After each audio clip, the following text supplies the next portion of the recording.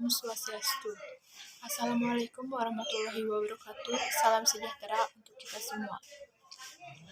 Yang terhormat Bapak Kepala Dusun Banjargunung, yang saya hormati Bapak Ibu Perangkat Banjargunung, dan yang saya hormati pula para hadirin yang hadir pada saat ini di Balai Banjargunung.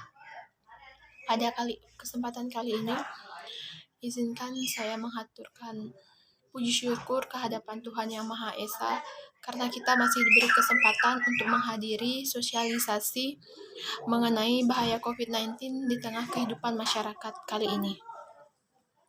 Yang pertama, di sini saya akan menjelaskan mengenai pengertian COVID-19. Virus corona atau Staphylococcus respiratory syndrome coronavirus 2 atau SARS-CoV-2 adalah virus yang menyerang sistem pernafasan. Penyakit akibat infeksi virus ini disebut dengan COVID-19. Virus corona ini bisa menyebabkan gangguan ringan pada sistem pernafasan, infeksi paru-paru berat hingga kematian. Nah, yang ketiga ini ada asal mula ditemukannya COVID-19. Infeksi virus corona atau COVID-19 pertama kali ditemukan di kota Wuhan, China pada akhir Desember 2019. Virus ini menular dengan sangat cepat dan menyebar ke hampir semua negara, termasuk Indonesia, hanya dalam waktu singkat. Yang keempat itu ada gejala COVID-19. Gejala awal virus corona ini, atau COVID-19, bisa menyerupai gejala flu, yaitu demam, pilek, batuk, serta sakit tenggorokan. Setelah itu, gejala dapat hilang atau sembuh atau malah memberat. Penderita COVID-19 dengan gejala berat bisa mengalami demam tinggi, batuk berdahak, bahkan berdarah, sesak nafas, atau nyeri dada. Keluhan tersebut muncul ketika tubuh bereaksi melawan virus corona. Secara umum, ada 3 jenis gejala umum yang bisa menandakan seseorang terinfeksi COVID-19. Yang pertama itu ada demam, suhu tubuh di atas 38 derajat Celcius. Yang kedua ada batuk kering. Yang ketiga, sesak nafas. Dan yang keempat, hilangnya kemampuan mengecap rasa dan mencium bau. Nah, yang kelima ini saya akan menjelaskan mengenai penyebab terjadinya COVID-19. Pada sebagian besar kasus COVID-19 hanya menyebabkan infeksi pernafasan ringan yang sedang seperti flu.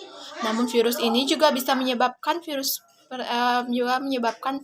infeksi pernafasan berat seperti pneumonia, MERS, SARS, dan yang lainnya. Ada dugaan bahwa virus corona awalnya ditularkan dari hewan ke manusia.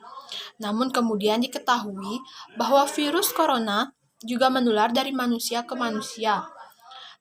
Seseorang dapat tertular COVID-19 melalui berbagai cara. Yang pertama itu ada tidak sengaja menghirup percikan ludah yang keluar dari penderita COVID-19 yang sedang batuk atau bersin. Yang kedua, memegang mulut atau hidung tanpa mencuci tangan terlebih dahulu setelah menyentuh benda yang terkena cipratan ludah penderita COVID-19. Yang ketiga itu ada melakukan kontak jarak dekat dengan penderita COVID-19. Dan yang keempat, virus corona juga bisa menular melalui benda-benda yang sering disentuh, misalnya uang, gagang pintu, atau permukaan meja, atau permukaan benda-benda lainnya.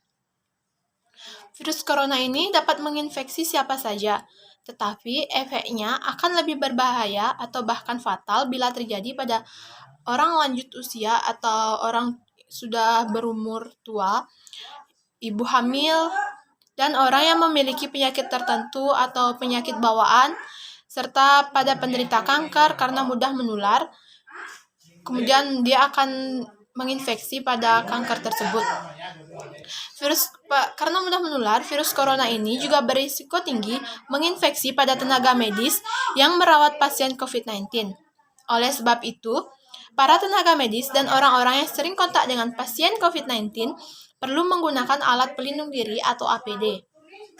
Nah, yang ke-6 ini adapun pencegahan dari virus COVID-19 ini sendiri. Saat ini, Indonesia sedang menjalankan program vaksinasi COVID-19 secara bertahap. Hingga 4 November 2021, sudah lebih dari 122 juta orang yang menerima vaksin dosis kedua. Dan Maksud saya, pada 4 November sudah lebih dari 122 juta orang yang menerima vaksin dosis pertama, sedangkan untuk dosis kedua sudah 76 juta orang. Vaksinasi merupakan cara terbaik untuk mencegah COVID-19. Namun, Anda juga tetap harus menghindari faktor-faktor yang bisa menyebabkan Anda terinfeksi COVID-19. Yang pertama, kita tuh harus menerapkan physical distancing, yaitu menjaga jarak minimal 1 meter dari orang lain, dan jangan dulu keluar rumah kecuali ada keperluan yang sangat mendesak. Yang kedua, gunakan masker saat beraktivitas di luar ruangan. Yang ketiga, rutin mencuci tangan dengan air sabun atau hand sanitizer yang mengandung alkohol minimal 60%, terutama setelah beraktivitas dari luar rumah atau di tempat umum. Yang keempat, jangan menyentuh mata, mulut, hidung sebelum mencuci tangan. Yang kelima, tingkatkan daya tahan tubuh dengan menjalani pola hidup sehat, seperti makan makanan yang bergizi, berolahraga secara rutin, beristirahat yang cukup, dan mencegah terjadinya stres.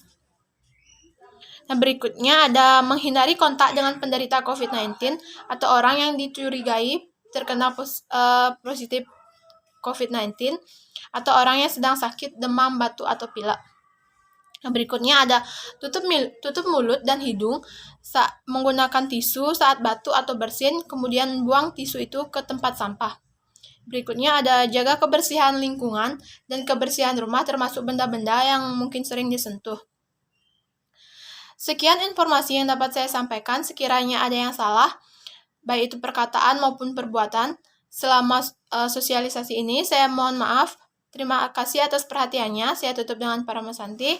Om Santi Santi Santi Om. Assalamualaikum warahmatullahi wabarakatuh. Salam sejahtera untuk kita semua. Salam.